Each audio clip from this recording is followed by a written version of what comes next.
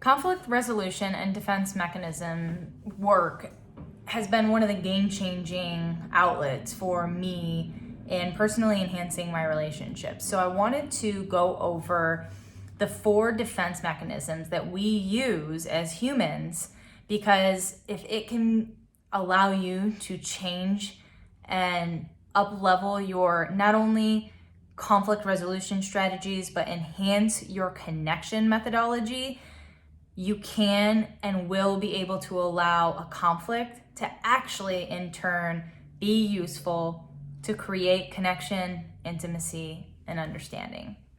So before we get into the 4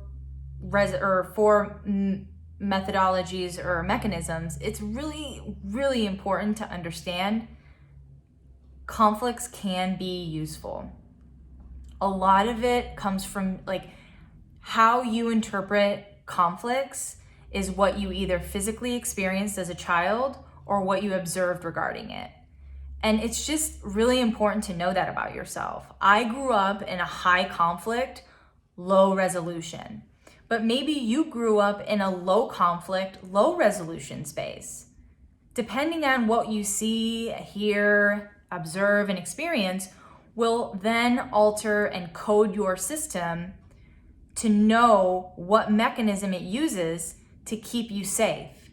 Whether it is from abuse, abandonment, rejection, and half the time, it's actually your body making up a way of trying to keep you safe from a perceived threat that's actually not there.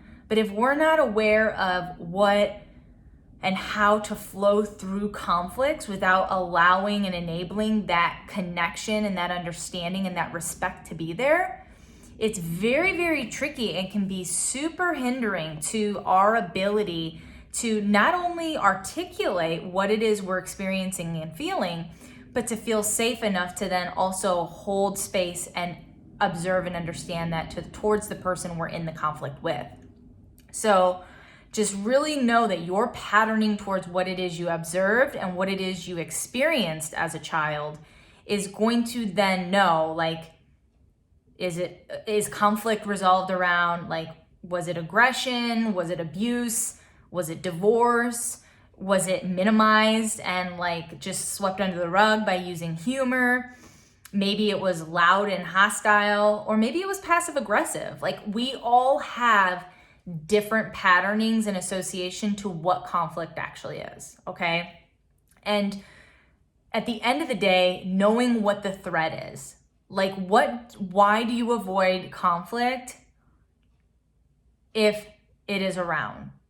Like I said, do you avoid it? Is the threat and the trauma from you being actually physically abused?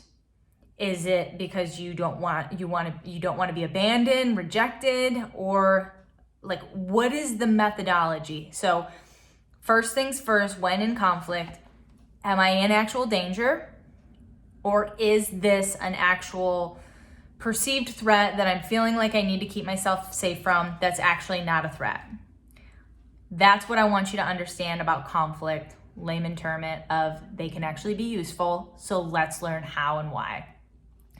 The 4 methods that we use: fight and fight, which we all know because they're connected to the parasympathetic state that also is strongly correlated to your health, stress response, and eating habits, your lifestyle, right?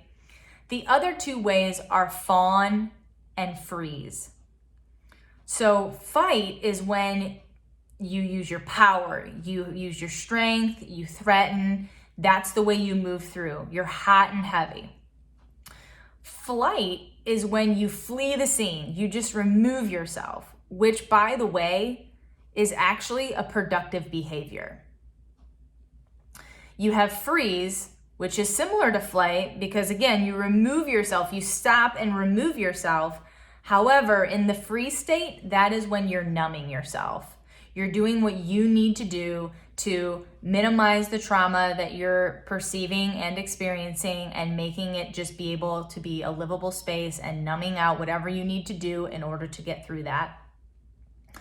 And then fawn. Fawn is when you become a people pleaser, somewhat a really destructive state, because like you're just doing it to put out the fire, which when will disembody and disengage you from actually articulating how it is you're feeling. So then there's that conflict of like, oh, I'm just gonna go with the flow, I'm gonna resolve this conflict, I'm gonna put this fire out so it can just stop. But then your interpretation of conflicts is that's your way to go about it, and that's not healthy. So we all have a dominant one between the fight, flight, freeze, or fawn, 100%.